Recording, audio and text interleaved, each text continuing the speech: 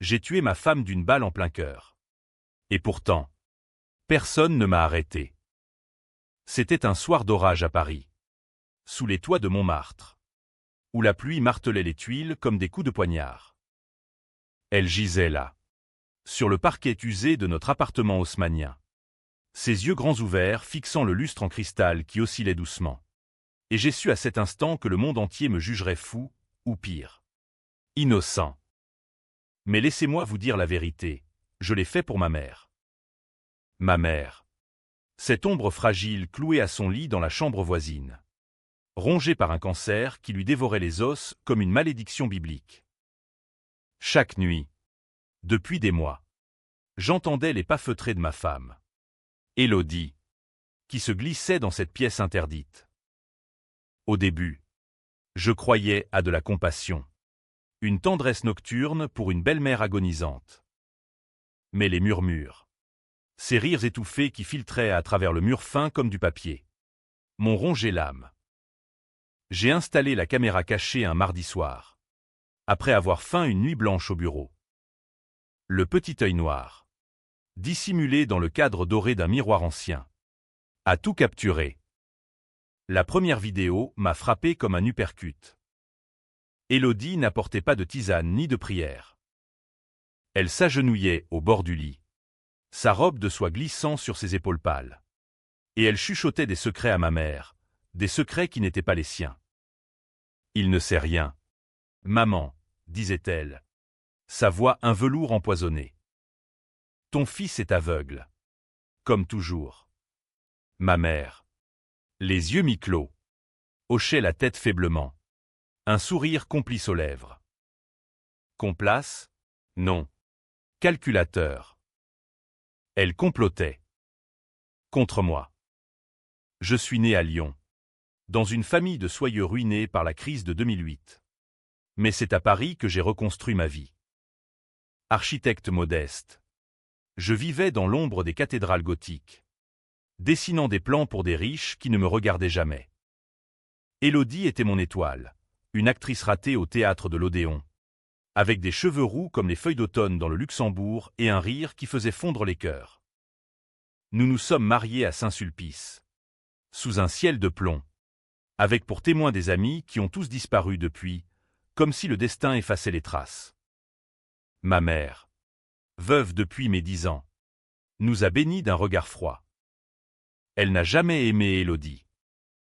Ou du moins, c'est ce que je croyais. Les nuits suivantes, les vidéos se sont accumulées comme des poisons dans une fiole. Élodie ne se contentait pas de murmures. Elle caressait la main ridée de ma mère. Et parfois, elle posait sa tête sur son épaule, comme une fille repentante. Mais les mots. Ah, les mots étaient des lames. Rappelle-toi, maman, ce que nous avons fait pour lui. Il porte nos péchés, et il l'ignore. Ma mère riait. Un gloussement rauque qui me transperçait. Quel péché? Que avais-je porté? J'ai fouillé les archives familiales. Ces boîtes poussiéreuses dans le grenier de notre maison de campagne en Provence. Près d'Avignon. Là, sous des piles de lettres jaunies, j'ai trouvé le premier indice, une photo jaunie de 1995. Moi à 8 ans, tenant la main d'un homme que je ne reconnaissais pas. Au dos, une écriture tremblante, pour Lucien, le vrai fils. Lucien. Mon frère. Celui que l'on m'avait caché. Mort dans un accident de voiture. Disait-il. Quand j'avais 2 ans. Mais la photo montrait un homme vivant. Souriant. Avec mes yeux. Et Élodie? Élodie savait. Depuis le début. Elle l'avait rencontré avant moi. Lors d'une représentation au Théâtre du Soleil. Ton frère était un visionnaire, m'avait-elle confié un soir. Ivre de vin de Bordeaux. Avant de se taire. Les lèvres pincées. Je n'avais pas insisté. Erreur fatale. Les jours suivants. Je feignais la normalité. Le matin. Je préparais le café dans notre cuisine au mur tapissé de carrelage provençal. Et Élodie chantonnait en épluchant des oranges. Ses ongles vernis de rouge sang. « Tu as l'air fatigué. Mon amour, disait-elle, en posant un baiser sur ma tempe. Fatigué? J'étais un volcan. Ma mère, de jour, gémissait de douleur. Appelait les infirmières à domicile qui venaient de l'hôpital Saint-Louis. Je la veillais, lui lisant des passages de Madame Bovary pour l'apaiser, ironie du sort. Une histoire de trahison amoureuse. Mais la nuit, la caméra révélait la vérité. Élodie injectait quelque chose dans la perfusion de ma mère. Pas du morphine. Quelque chose de clair. De mortel. Et ma mère la remerciait. Bientôt, il paiera pour nous deux. J'ai confronté les faits comme un architecte face à un plan défaillant. Le cancer de ma mère n'avançait pas comme prévu. Les médecins s'étonnaient de sa résistance. Mais avec ses injections, Élodie la maintenait en vie. Non par pitié, mais pour prolonger le supplice. Pour me torturer. Pourquoi? La réponse est venue d'une lettre. Glissée dans une enveloppe cachetée, privée. Trouvée dans le sac d'Élodie après une de ses répétitions tardives. Chère belle-fille. Continuez. Il a volé la vie de Lucien. Nous le lui ferons regretter. Signé, Maman. Lucien. Tout revenait à lui. J'ai passé des nuits blanches à creuser le passé, consultant des archives en ligne depuis un cybercafé anonyme du Marais, évitant les caméras de surveillance. L'accident de 1995, une collision sur l'autoroute A7, près de Valence. Le conducteur présumé ivre, moi, non. Un enfant de 2 ans ne conduit pas. Mais les rapports de police, jaunis et scannés, mentionnaient un témoin mineur qui avait gâché la scène. Gâché, j'avais renversé un pot de peinture sur les freins, jouant dans la voiture pendant que ma mère et Lucien se disputaient. Un accident d'enfant. Mais pour eux, c'était ma faute. J'avais tué mon frère aîné, le préféré, l'héritier des soieries familiales. Et ma mère m'avait haï pour cela, me laissant grandir dans l'ombre. Gâtée en apparence, mais affamée d'amour. Élodie n'était pas innocente. Elle était l'instrument. Amoureuse de Lucien jadis, elle m'avait épousé par vengeance, infiltrant notre vie comme un virus. Les nuits dans la chambre de ma mère n'étaient pas des confidences, c'étaient des rituels. Des plans pour me briser, ruiner ma carrière en sabotant mes projets architecturaux. Me faire interner pour folie en fabriquant des preuves de ma paranoïa. La caméra l'avait capturé, Élodie effaçant des mailles de mon ordinateur. Ma mère dictant des lettres anonymes aux autorités. Le soir de l'orage, j'ai craqué.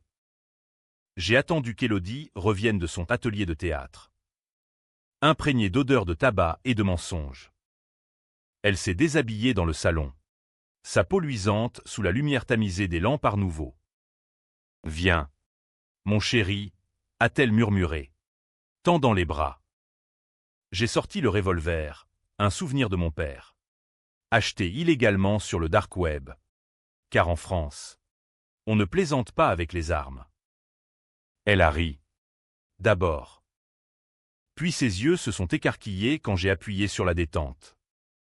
Le sang a giclé sur le tapis persan. Un motif floral qui sembla soudain macabre. Mais je n'ai pas arrêté là. J'ai marché jusqu'à la chambre de ma mère. Le canon encore chaud. Elle m'attendait, assise dans son lit, les yeux brillants de haine. « Tu l'as fait », a-t-elle dit. Pas surprise. Pour rien. Lucien est vivant. Ces mots ont résonné comme un glas dans l'église Notre-Dame, sous un ciel qui se déchirait en éclairs. Lucien est vivant. Ma main tremblait. Le revolver pointé sur sa poitrine frêle. Enveloppé dans une chemise de nuit brodée à la main. Un reliquat de son mariage avec mon père. Paris hurlait dehors. Les sirènes des pompiers lointaines se mêlant au tonnerre.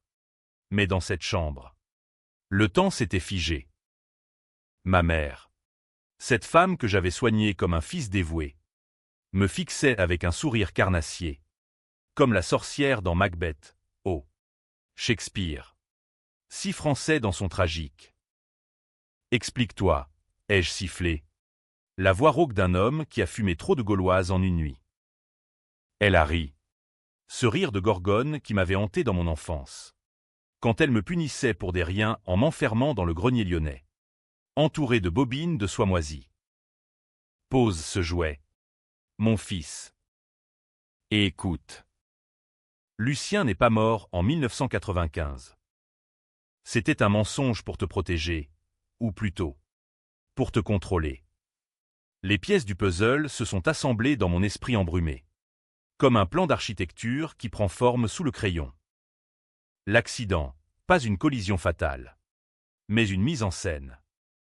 Lucien, l'héritier prodigue, avait détourné des fonds familiaux pour financer ses rêves d'artiste, des toiles abstraites exposées à la Biennale de Venise, mais vendues sous le manteau à des mafieux italiens. La soie de nos ancêtres, tissée à Lyon depuis Louis XIV, avait servi de couverture pour du blanchiment. Mon père l'avait découvert.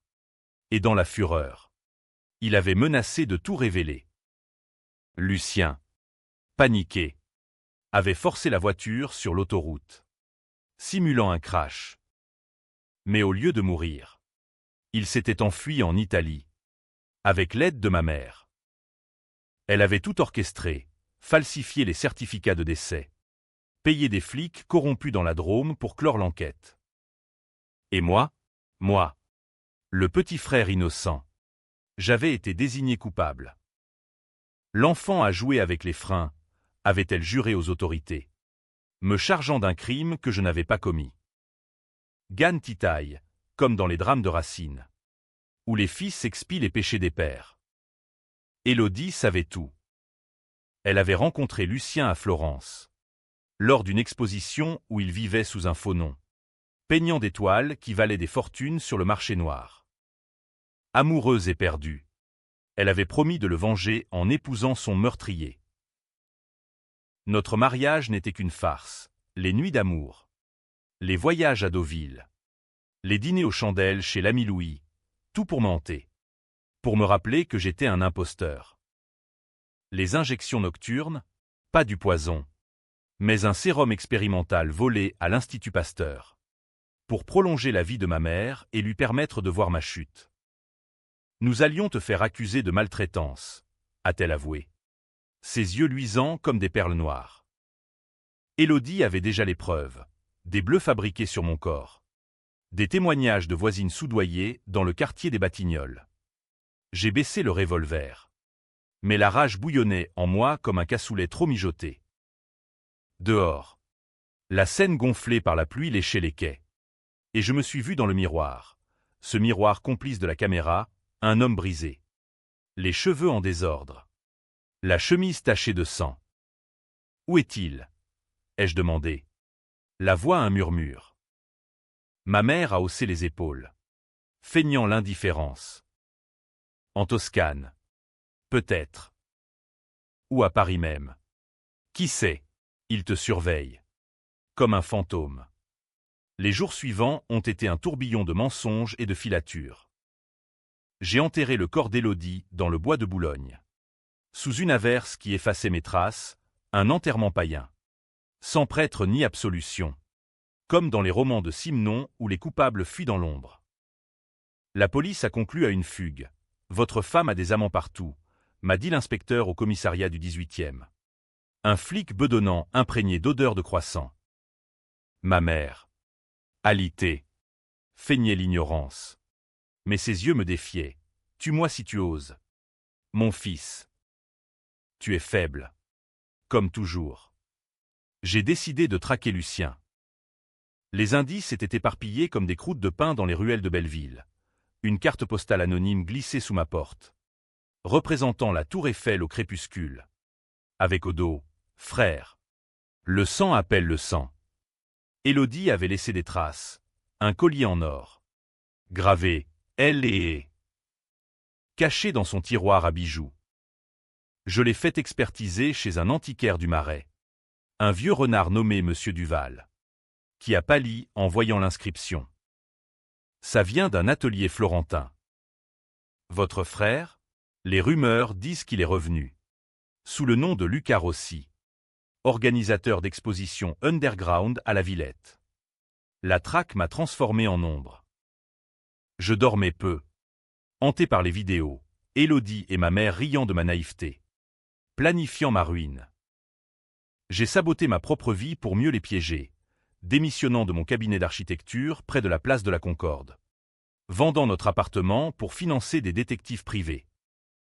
L'un d'eux, un ex-légionnaire bourru nommé Raoul, m'a livré les premières preuves. Lucien vivait à Montreuil, dans un atelier clandestin rempli de toiles volées, finançant ses vices avec de la coque importée via Marseille.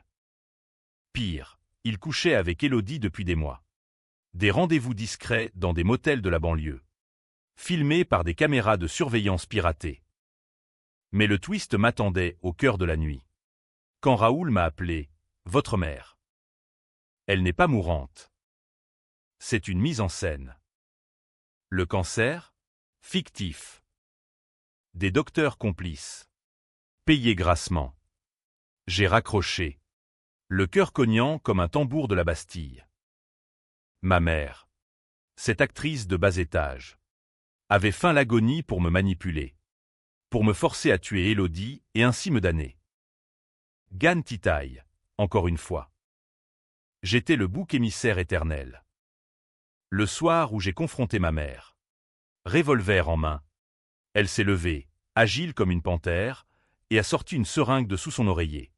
« Bois ça, et tout s'arrange », a-t-elle dit. Du poison. Cette fois pour de vrai. J'ai hésité, le doigt sur la gâchette. Et c'est là que la porte a explosé, Lucien. En chair et en os. Un spectre aux cheveux grisonnants. Un fusil à pompe braqué sur moi. Lucien se tenait là, dans l'encadrement de la porte brisée. La pluie ruisselant de son imperméable comme des larmes de repentir. Ses yeux, miroir des miens, brillaient d'une fureur contenue. Et le fusil, un vieux modèle de chasse provençale, pointait droit sur ma poitrine. « Frère », a-t-il grogné. Sa voix un accent toscan mêlé au français rugueux de l'enfance.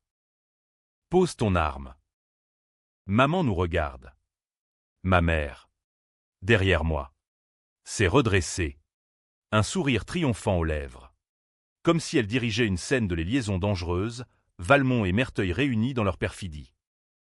Le salon, autrefois havre de nos dîners bourgeois avec du foie gras et du Sancerre, était maintenant un champ de bataille. Les éclairs illuminaient les portraits de famille accrochés au mur, mon père, raide dans son uniforme de la Légion, ma mère jeune, belle comme une actrice de Truffaut, et moi, enfant, innocent, tenant un ballon de foot. Lucien a avancé, ses bottes claquant sur le parquet, et j'ai reculé, le revolver toujours levé. « Tu es censé être mort », ai-je craché, la gorge serrée par la trahison. Il a ri, un rire amer qui résonnait comme l'écho des cloches de Sacré-Cœur. « Mort pour toi. Peut-être. Mais maman avait d'autres plans. Elle t'a élevé pour être le sacrifice. Le fils maudit qui porterait le poids de mes erreurs. Les révélations ont cascadé comme une crue de la Loire en crue. Lucien n'avait pas fui seul en 1995. Ma mère l'avait suivi, vendant les soirées familiales pour le financer. Ils avaient vécu à Florence, dans un palazzo délabré près de l'Arnaud, où ils peignaient et elle complotait. Élodie, leur amante commune, une espionne dans notre nid. Elle t'aimait, à sa façon, a admis Lucien, baissant légèrement le fusil. Mais l'amour est une arme. En France. Elle nous a aidés à te briser, à te faire payer pour avoir tué le favori. Ma mère a applaudi doucement, ses mains pâles comme des fantômes. Brillant, n'est-ce pas? Tu as tout gobé, le cancer, les nuits de confidence. Et maintenant, tu as tué pour nous. Parfait. La rage m'a submergé. Une vague noire comme le vin de Madiran trop corsé. J'ai tiré, pas sur Lucien, mais sur le lustre au-dessus, qui s'est écrasé en une pluie de verre, nous plongeant dans la pénombre. Ma mère a hurlé. Lucien a trébuché. Et j'ai fui dans la nuit parisienne. Les rues glissantes menant vers le pont des Arts où les cadenas d'amoureux semblaient se moquer de moi. Derrière. Les sirènes hurlaient, pas pour Élodie encore. Mais bientôt. J'ai jeté le revolver dans la Seine. Un sacrifice païen aux eaux troubles. Et je me suis terré dans un hôtel miteux de Pigalle. Payant en cash comme un fugitif de film noir. Les jours suivants ont été une danse macabre. La presse bruissait, disparition mystérieuse d'une actrice prometteuse. Élodie, starlette des planches, faisait la une de Le Monde, avec sa photo rousse sous un titre « Élodie Laurent, victime d'un mari jaloux ». Ma mère, l'invalide innocente, donnait des interviews larmoyantes à la télé, accusant ma « folie héréditaire ». Lucien, le fantôme, orchestrait tout. Il avait contacté les flics, fabriqué des preuves, des mets falsifiés où je menaçais Élodie de mort.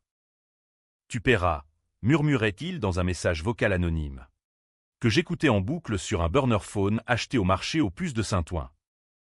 Mais je n'étais pas fini.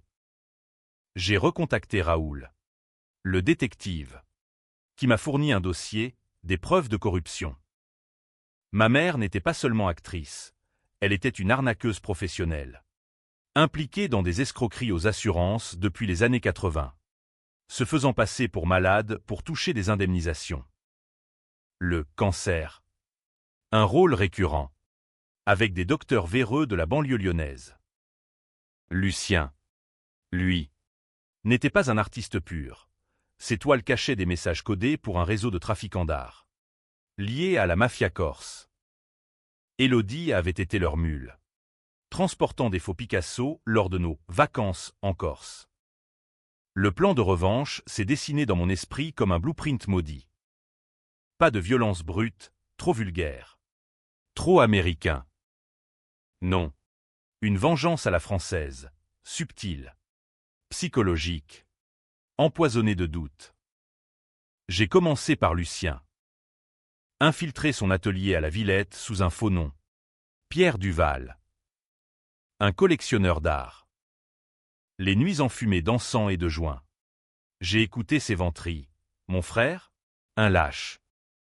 Il a tué Élodie pour rien. J'ai glissé des rumeurs dans l'oreille d'un rival galeriste, accusant ses toiles de contrefaçon. Bientôt, les flics de l'OCBC, Office central de lutte contre le trafic des biens culturels, ont perquisitionné, saisissant tout. Lucien, ruiné, s'est tourné vers ma mère pour de l'argent, erreur fatale. Elle, je l'ai attaquée par les nerfs. Anonymement, j'ai envoyé aux assureurs des dossiers médicaux volés par Raoul, ces cancers successifs, tous faux. Les enquêtes ont fusé. Et soudain, la veuve courageuse était une fraudeuse. France Inter a titré « L'arnaque du siècle, une mère trompe les assurances pendant 30 ans ». Elle s'est effondrée. Pas de maladie, mais de rage, hurlant mon nom dans les couloirs du tribunal de Bobigny. Le chaos est arrivé un soir d'automne, sous les feuilles mortes du jardin des Tuileries. J'ai fixé un rendez-vous aux deux, venez seuls, où les preuves partent à la presse. Ils sont venus. Ma mère en fauteuil roulant fin, habitude tenace, et Lucien, hagard. Une bouteille de cognac à la main. « Qu'est-ce que tu veux » a craché ma mère. « La vérité » ai-je répondu, sortant une clé USB avec les vidéos de la caméra. Leur rite nocturne. Leur rire. Leur plan. Lucien a blêmi. Ma mère a bondi. Griffe sortie. C'est là que j'ai décidé, les laisser se détruire. J'ai révélé à Lucien que ma mère l'avait trahi jadis, gardant l'argent des soieries pour elle seule. À elle. Que Élodie l'avait aimé plus que lui, le laissant dans l'ombre.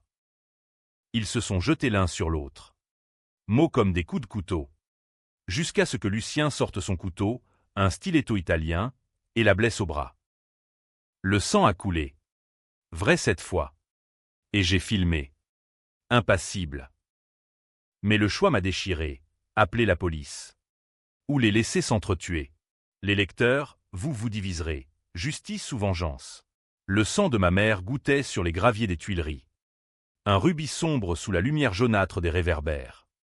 Tandis que Lucien, haletant, serrait le manche du stiletto comme un crucifié sa croix. Paris, indifférente, bruissait des rires lointains des touristes au Louvre, ignorant ce drame familial qui puait le soufre et les vieux secrets. J'ai reculé, la clé USB brûlante dans ma poche, et j'ai vu dans leurs yeux le reflet de ma propre damnation. Avions-nous tous les trois hérité de la même folie? Cette folie latine que Zola décrivait dans Germinal, où les mineurs s'entretuent pour un bout de charbon. Appelle les flics, a sifflé ma mère, pressant son foulard de soie, ironie, sur la plaie. Lucien, les larmes aux yeux, a lâché l'arme, elle m'a volé ma vie. Frère. Tout ça pour toi. Le remplaçant. Remplaçant? Le mot m'a transpercé plus que n'importe quel couteau. Pendant des années, j'avais cru être le survivant. Le fils chéri qui reconstruisait l'empire familial avec mes plans d'architecte. Mais non, j'étais le pion. Le bouc émissaire qui gagne titaille pour leurs ambitions dévorantes. Ma mère, avec son sourire serpentin, avait dirigé le balai, feindre ma culpabilité dans El Accident pour protéger Lucien, puis me marier à Élodie pour me torturer. Et enfin, simuler sa maladie pour me pousser au meurtre. Tu étais parfait, a-t-elle murmuré. La voix faible mais venimeuse. Faible, mais malléable. Comme de l'argile sous mes doigts. J'ai hésité. Le téléphone en main. Les doigts gelés par l'humidité automnale qui montait de la Seine. Appeler la police signifierait la fin. Arrestation pour le meurtre d'Élodie. Scandale familial étalé dans Paris Match. Ma carrière en cendres. Les laisser partir? Une lâcheté qui me entrait comme le fantôme de Hamlet. Adapté par Kozintsev en français si mélancolique. Lucien s'est agenouillé près d'elle.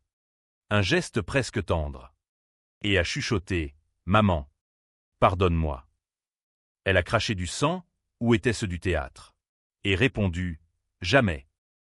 Tu es faible. Comme lui. » C'est ce moment qui a scellé mon choix, les diviser pour mieux régner. Comme dans les intrigues de la cour de Versailles. J'ai envoyé la vidéo anonymement à la presse. Pas toute. Juste un extrait où ils avouent le complot contre Élodie. Libération a titré le lendemain « Frères ennemis, un drame familial au cœur de Paris ». Lucien a fui à nouveau. Vers Marseille cette fois. Où les corrompus l'ont accueilli comme un paria. Ma mère, hospitalisée au Pitié-Salpêtrière, a été arrêtée pour fraude et complicité de meurtre. Mon fils est innocent, a-t-elle hurlé aux caméras. Mais personne n'a cru la vieille lionne. Pourtant, la vengeance n'apporte pas la paix. J'ai erré dans les rues de la rive gauche, buvant du pastis dans des bistrots anonymes près de Saint-Germain-des-Prés, où Sartre jadis philosophait sur l'enfer c'est les autres. Les autres?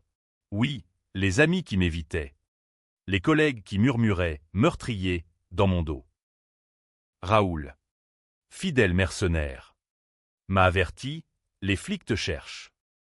Élodie n'a pas disparu, on a trouvé le corps. Une joggeuse dans le bois.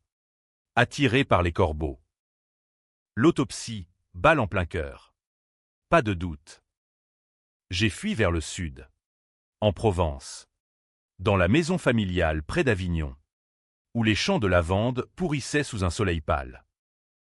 Là, dans le grenier, j'ai trouvé la dernière pièce, un journal intime de ma mère. Relié en cuir de veau. Datant de 1995. Aujourd'hui, j'ai sauvé Lucien en sacrifiant l'autre. Le petit est coupable, il portera le fardeau. Dieu me le pardonnera. Dieu, elle n'y croyait pas, c'était sa devise de manipulatrice. Mais entre les pages, une photo, Lucien et moi. Bébé. Côte à côte. Et une note, peut-être un jour. Ils s'aimeront. L'amour fraternel. Enterré sous des couches de haine. J'ai pleuré alors. Pour la première fois depuis l'enterrement d'Élodie, non. Son meurtre. Était-ce possible? Lucien. Contacté via un numéro jetable. A rappelé. Reviens. Frère. Maman ment. Elle nous et tous les deux. Un piège? Ou une rédemption? J'ai roulé vers Paris. La nuit tombant comme un linceul. Les phares balayant les vignes du Luberon. Le rendez-vous était fixé dans un entrepôt abandonné de la ZAC de Clichy. Un no man's land industriel où les graffitis hurlaient liberté en lettres écarlates. Lucien était là. Seul. Une lanterne à la main. Son visage buriné par les ans comme un paysage cévenol. J'ai tué Élodie, ai-je avoué. La voix brisée. Il a secoué la tête. Non. C'est moi qui l'ai poussé vers toi. Pour me venger de maman. Qui m'a abandonné en Italie après le crash. J'ai voulu te briser pour qu'elle souffre. Twist dans le twist, nous étions tous des victimes de la matriarche. Elle avait joué sur nos faiblesses, ma culpabilité enfantine. Sa jalousie d'amante et conduite pour Élodie. Nous nous sommes enlacés. Frères enfin. Jurant de la confronter ensemble. Mais au moment où nous sortions, les phares des voitures de police ont balayé la nuit. Ma mère, depuis sa cellule, avait tout balancé, nos complicités. Les vidéos. Le sang sur les mains de Lucien. Fuir ou se rendre. Le choix a déchiré l'air comme un éclair. Les sirènes ont ululé dans la nuit de Clichy comme un chœur de bacchante en délire. Et Lucien et moi, figés dans la lumière crue des projecteurs, avons échangé un regard, ce regard de damnés qui se reconnaissent dans l'abîme. Comme dans Les Misérables où Hugo peint la fraternité des proscrits. Cours, a murmuré Lucien, serrant mon épaule d'une main calleuse, imprégnée d'odeur de térébenthine. Mais j'ai secoué la tête. Fuir encore? Non. La vengeance devait s'achever ici, dans ce décor post-industriel, entouré de murs tagués de révoltes oubliées, sous un ciel parisien indifférent. Les flics, une brigade d'élite de la PJ, casqués et armés comme pour un assaut au Bataclan, nous ont cernés. Main en l'air. Ne bougez pas. L'inspecteur en chef, une femme aux traits durs comme le granit de la Sorbonne, a sorti son insigne pour le meurtre d'Élodie Laurent et la fraude aggravée. Ma mère avait tout déballé. Sa dernière carte, des enregistrements de nos conversations. Piratés via un mouchard dans le téléphone de Raoul.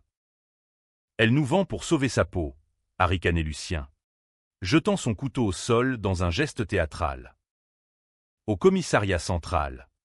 Dans une salle d'interrogatoire aux murs verdâtres comme un asile de Charcot.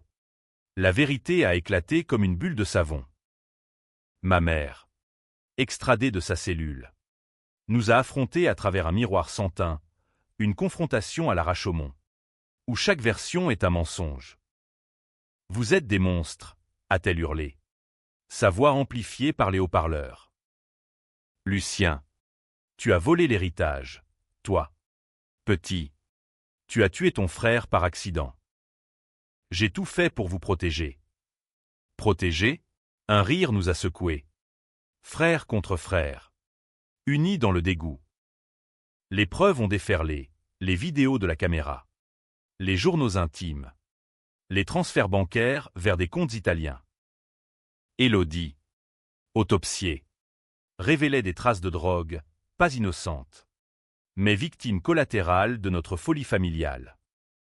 Le procureur, un homme sec comme un croquant de Reims, a classé complicité de meurtre pour moi et Lucien, fraude pour ma mère. Mais le twist final, celui qui divise les âmes, est venu de Lucien. Attends, a-t-il dit au juge, sortant une lettre d'Élodie, écrite avant sa mort. Elle voulait nous quitter tous. Elle m'aimait, mais haïssait le piège. Je l'ai tué. Pas toi, frère. Mensonge ou vérité? Lucien s'est accusé pour me sauver. Gann titaille une fois de plus. Le tribunal s'est enflammé. Scandale dans le Figaro. Débat enflammé sur BFM où les commentateurs se chient en deux camps. Le frère sacrificiel. Noble. Contre un manipulateur de plus dans cette famille de vipères. Ma mère. Muette enfin. A été condamnée à 10 ans. Lucien à perpétuité. Moi à 5 pour aide et complicité. Dans ma cellule de Fresnes. Sous les tours grises qui dominent la banlieue sud. J'ai trouvé une paix UAM. Comme après une tempête cévenole. Les nuits. Je rêve d'Élodie. Son rire roux dans le vent de Provence. Et de ma mère. Ombre fanée. Lucien m'écrit. Liberté bientôt. Frère. La vengeance est un vinaigre. Bois-le avec modération. Ai-je gagné? Ou perdu mon âme dans ce ballet de trahison? Paris continue. Indifférente. Ses lumières scintillant sur la scène comme des promesses brisées. Et vous, lecteur? Qui jugez, héros ou monstre? La réponse est dans le miroir, le vôtre.